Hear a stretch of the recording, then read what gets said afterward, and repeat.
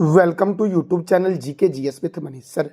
आज 3 मई 2024 है और आज के जितने भी महत्वपूर्ण करंट अफेयर होंगे वो हम इस वीडियो में डिस्कस करेंगे। इस वीडियो का पीडीएफ आपको टेलीग्राम पे मिलेगा जिसका लिंक वीडियो के डिस्क्रिप्शन बॉक्स में है। तो आइए शुरू करते हैं आज का महत्वपूर्ण करंट अफेयर।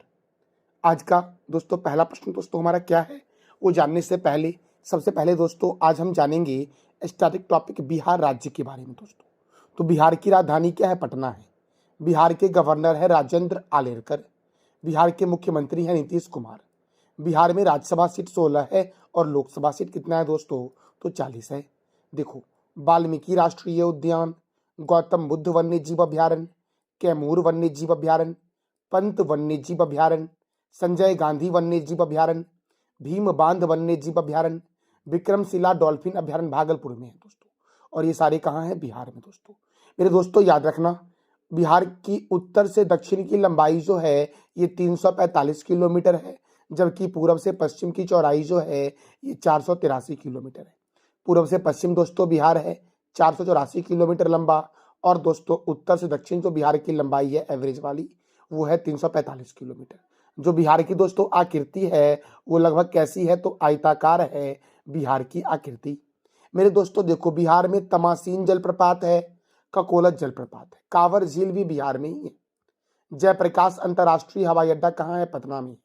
देखो, बिहार का मुख्य लोक नृत्य जो है वो है जाट जटिन, कजरी, सोहर, खिलौना, झुमेरी और झिझिया। ये बिहार का मुख्य लोक नृत्य है। बिहार के पूर्व में है पश्चिम बंगाल। दोस्तों बिहार के पूर्व में है पश्चिम बंगाल, बिहार के पश्चिम में है उत्तर प्रदेश, बिहार के उत्तर में है नेपाल, और बिहार के दक्षिण में कौन सा राज्य है? तो झारखंड है। मेरे दोस्तों बिहार की सीमा 3 राज्य और एक देश से लगती है। 3 राज्य कौन से हो जाएंगे? तो पश्चिम बंगाल हो जाएगा, उत्तर प्रदेश हो जाएगा, झारखंड हो जाएगा, और एक देश है नेपाल। क्षेत्रफल की दृष्टि से बिहार का सबसे बड़ा जिला जो है यह है पश्चिम चंपारण, और छोटा जिला जो है वो कौन सा है? शिवहर है। बिहार के प्रथम राज्यपाल हैं जयराम दास दौलत राम, जबकि बिहार के प्रथम मुख्यमंत्री हैं श्री कृष्ण सिंह।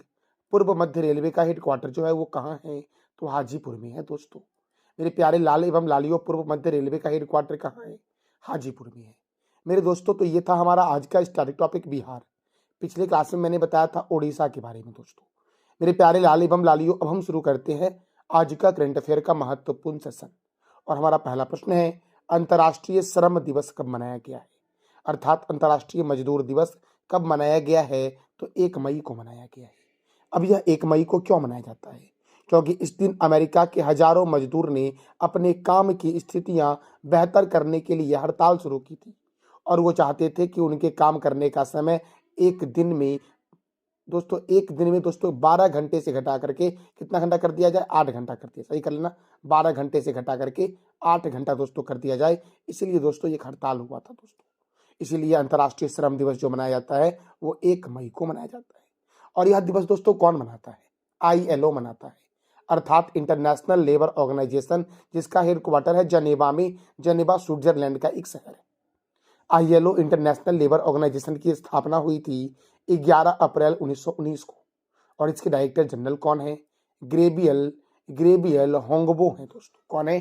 ग्रेबियल होंगबो हैं ILO के डायरेक्टर जनरल। दोस्तों कौन है? Gabriel Houngbo. दोस्तों मैं कई बार इसलिए रिपीट करता हूं ताकि आपको आसानी से याद हो जाए, जो नाम डिफिकल्ट है वो। दोस्तों देखो, ILO को एक बार पीस में नोबेल प्राइज भी दिया गया है, शांति में। 1969 में दोस्तों ILO को नोबेल पुरस्कार दिया गया है। 1969 में ही दोस्तों दादा साहब फाल्के पुरस्कार की शुरुआत हुई थी। 1969 में ही दोस्तों नील एंगस्ट्रॉम पहली बार चंद्रमा पर गए थे दोस्तों, और 1969 में ही दोस्तों इसरो की स्थापना हुई थी। और भी मैंने कई चीजें आपको बताई है 1969 के बारे में, तो एक तो दोस्तों आप भी बता दो कमेंट बॉक्स में। मेरे प्यारे दोस्तों हमारा अगला प्रश्न है, 46वीं अंटार्कटिक संधि सलाहकार बैठक की मेजबानी कौन सा देश करेगा? तो अपना प्यारा देश भारत करेगा दोस्तों।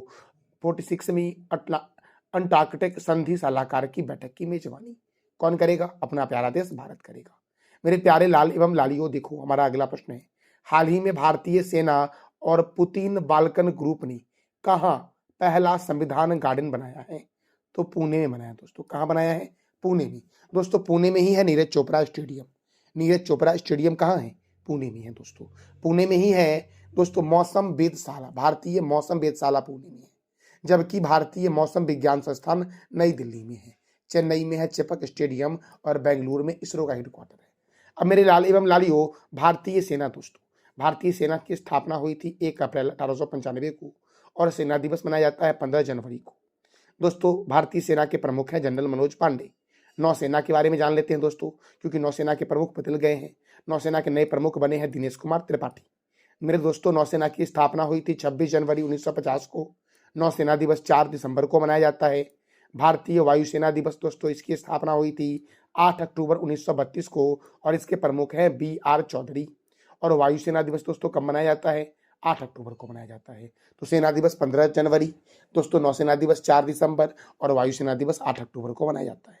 मेरे प्यारे दोस्तों, चीफ ऑफ डिफेंस स्टाफ जो है वो कौन है? CDS कौन है? जनरल अनिल चौहान। और प्रथम CDS कौन थे? तो बिपिन रावत थे दोस्तों, जनरल बिपिन रावत। मेरे दोस्तों हमारा अगला प्रश्न है, भारत अगले 5 वर्षों तक किस देश के प्रशासनिक अधिकारियों को प्रशिक्षित करेगा? दोस्तों हमारा अगला प्रश्न है, भारत अगले 5 वर्ष तक किस देश के प्रशासनिक अधिकारियों को प्रशिक्षित करेगा? तो बांग्लादेश के अधिकारियों को दोस्तों। मेरे प्यारे दोस्तों, मेरा गला थोड़ा सा बजा हुआ है, इसी कारण से दोस्तों मैं सही से नहीं बोल पा रहा हूँ, आप थोड़ा सा दोस्तों समझ जाना अच्छे से। देखो, भारत अगले 5 वर्ष तक किस देश के प्रशासनिक अधिकारियों को प्रशिक्षित करेगा? तो बांग्लादेश के अधिकारियों को दोस्तों प्रशिक्षित करेगा भारत अगले 5 वर्ष तक। अब देखो दोस्तों, आज हम जानेंगे विभिन्न देश के संसदों के नाम, जैसे कि नेपाल के संसद का नाम है राष्ट्रीय पंचायत, मिस्र के संसद का नाम है पीपुल असेंबली, बांग्लादेश के संसद का नाम है जातीय संसद, मलेशिया के संसद का नाम है दीवान निगारा, अफगानिस्तान के संसद का नाम है सोरा, ताइवान के संसद का नाम है युआन, रूस के संसद का नाम है ड्यूमा, स्पेन के संसद का नाम है कोट्स दोस्तों, ब्रिटेन के संसद का नाम क्या है? पार्लियामेंट, और कनाडा के संसद का नाम भी पार्लियामेंट ही है। जर्मनी के संसद का नाम क्या है? बुंडस्टैग, मंगोलिया का है खुरल, ईरान का है मजलिस, डेनमार्क का है फॉल्केटिंग दोस्तों, कनाडा का क्या है? पार्लियामेंट है, स्वीडन का क्या है? रिक्सडॉग है, नॉर्वे का है स्टॉटिंग, भूटान का है तो सोंगडू, और पोलैंड के संसद का नाम क्या है? मेरे लाल एवं लालियों तो सोजिम है। दोस्तों आप बता दो कि मिस्र के संसद का नाम क्या है, ये आप बता दो कमेंट बॉक्स में। अब दोस्तों भारत जो है वो 5 वर्षों तक बांग्लादेश के अधिकारियों को करेगा प्रशिक्षित दोस्तों। तो देखो दोस्तों, प्रशासनिक अधिकारियों को दोस्तों, तो बांग्लादेश, देखो बांग्लादेश की राजधानी क्या है? ढाका। यहाँ की करेंसी है बांग्लादेशी टका। यहाँ के प्रेसिडेंट कौन है? मोहम्मद साहबुद्दीन। और यहाँ के PM कौन है? शेख हसीना है दोस्तों। संप्रीति थल सैनिक अभ्यास कहाँ है? दोस्तों भारत और बांग्लादेश के बीच होता है संप्रीति थल सैनिक अभ्यास, याद रखना। रूपपुर परमाणु ऊर्जा संयंत्र जो है ये कहाँ है? तो बांग्लादेश में है। और बंगबंधु नेशनल स्टेडियम दोस्तों बांग्लादेश के ढाका में है, बंगबंधु नेशनल स्टेडियम। मेरे प्यारे लाल एवं लालियों, हम अगले प्रश्न की ओर बढ़ते हैं। हमारा अगला प्रश्न है, जियो फाइनेंसिंग सर्विसेज, जियो फाइनेंसिंग सर्विसेज के नए MD एंड CEO कौन बने हैं? तो ये बने हैं दोस्तों हितेश कुमार सेठानी। कौन बने दोस्तों? हितेश कुमार सेठिया बने हैं, सेठिया। हितेश कुमार सेठिया बन गए हैं जियो फाइनेंशियल सर्विसेज के नए MD एंड CEO। दोस्तों और भी कई सारे चेयरमैन हैं, वो देखते हैं। जैसे भारतीय पैरा ओलंपिक समिति के नए अध्यक्ष कौन हैं? देवेंद्र जरिया हैं। टाटा इंटरनेशनल के नए CMD हैं राजीव सिंघल। राष्ट्रीय सुरक्षा गार्ड के महानिर्देशक हैं नलिन प्रभात। भारत पे के मुख्य कार्यकारी अधिकारी हैं नलिन नेगी दोस्तों। मेरे दोस्तों याद रखना, दिल्ली के जंगलों की सुरक्षा के लिए समिति का प्रमुख कौन है? नजीमी वजीरी हैं। फिक्की महिला संगठन के अध्यक्ष कौन है दोस्तों? तो याद रखना जयश्री दास वर्मा है। कौन है? जयश्री दास वर्मा। मेरे प्यारे दोस्तों, कोंकण रेलवे कॉरपोरेशन के नए CMD कौन है? Santosh Kumar Jha. Press information bureau के नए प्रमुख कौन बने हैं? शेफाली सरन। राष्ट्रीय जांच एजेंसी के नए महानिर्देशक कौन है? सदानंद बसंत धाती। राष्ट्रीय आपदा प्रतिक्रिया बल के कौन है दोस्तों? पीयूष आनंद है। पुलिस अनुसंधान और विकास ब्यूरो के राजीव कुमार हैं। CBSE के नए अध्यक्ष कौन है? राहुल सिंह है दोस्तों। कौन है? राहुल सिंह है CBSE के नए प्रमुख। मेरे दोस्तों देखो, इंटरनेशनल कोर्ट ऑफ जस्टिस के कौन है? नवाब सलाम है दोस्तों। कौन है? नवाब सलाम। मेरे दोस्तों BSF की पहली महिला स्नाइपर कौन है? सुमन कुमारी। प्रसार भारती के नए अध्यक्ष कौन है? नवनीत कुमार। संसद सुरक्षा का प्रमुख किसे बनाया गया है? अनुराग अग्रवाल को बनाया गया है। भारत के मुख्य सूचना आयुक्त कौन है? हीरालाल समारिया। टेरी के नए अध्यक्ष कौन है? अनिल कुमार लाहौटी हैं टेरी के नए अध्यक्ष। मेरे प्यारे दोस्तों, एशियन क्रिकेट काउंसिल के चेयरमैन है जय शाह। केंद्रीय औद्योगिक सुरक्षा बल की पहली महिला प्रमुख है नीना सिंह। और आईटीबीपी के महानिर्देशक कौन है? तो राहुल सरगोत्रा है दोस्तों। कौन है आईटीबीपी के महानिर्देशक? इंडियन तिब्बतन बॉर्डर पुलिस के महानिर्देशक है राहुल सरगोत्रा। मेरे दोस्तों, हमारा अगला प्रश्न है, हाल ही में कौन सा शहर दुनिया का सबसे प्रदूषित शहर बना है? तो काठमांडू दोस्तों बना है दुनिया का सबसे प्रदूषित शहर। कौन बना है? काठमांडू दोस्तों। तो मेरे दोस्तों, काठमांडू नेपाल की राजधानी है।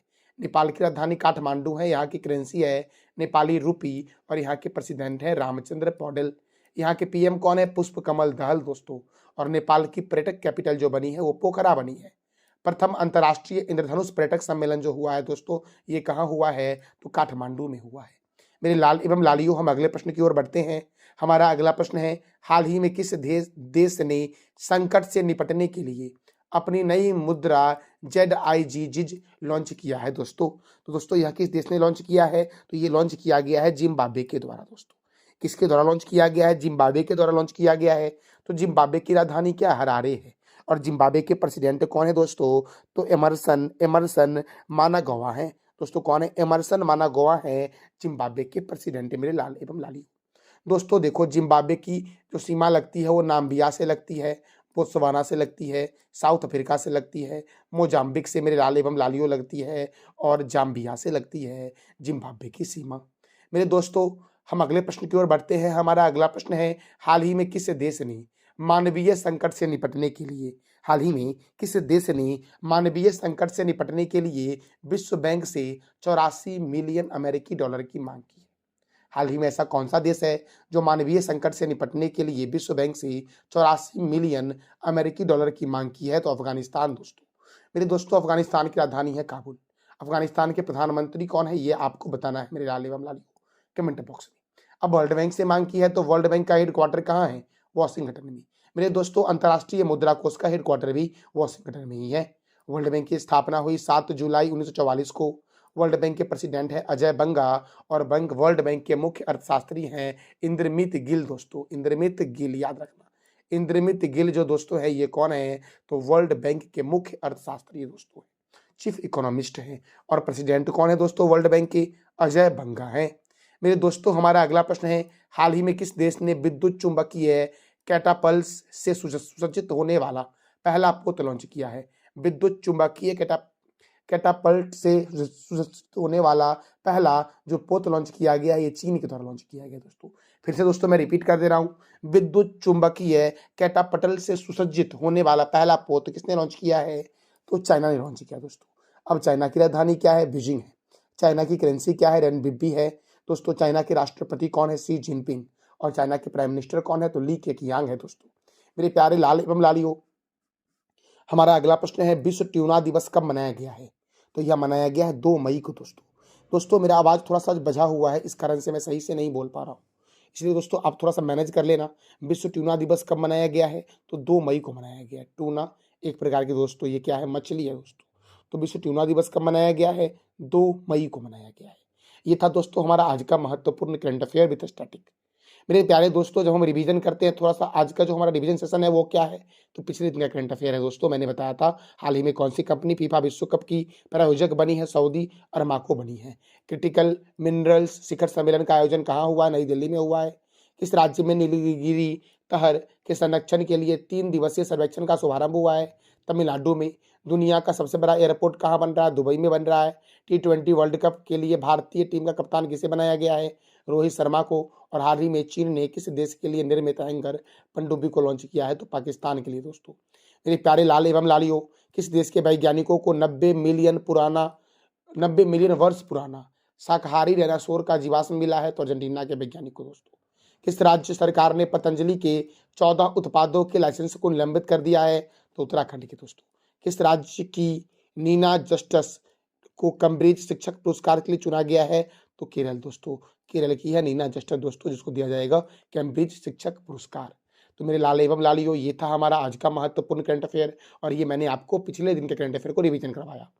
मेरे दोस्तों, मैं प्रत्येक दिन आपसे वीडियो के एंड में 3 प्रश्न करता हूँ। हमारा जो प्रश्न था वो प्रश्न था, द विनर्स माइंडसेट पुस्तक के लेखक कौन है? शेन वॉटसन है। हाल ही में किस देश ने समलैंगिक विवाह संबंधों पर कठोर कानून बनाया है? इराक ने दोस्तों। और पाकिस्तान के उप प्रधानमंत्री कौन बने हैं? इसाक डार बने हैं। मेरे लाल एवं लालियों, हमारा आज का जो 3 प्रश्न है जिसका जवाब देना है कमेंट बॉक्स में आपको। किस देश के वैज्ञानिकों को 90 मिलियन वर्ष पुराना शाकाहारी डायनासोर का जीवाश्म मिला है?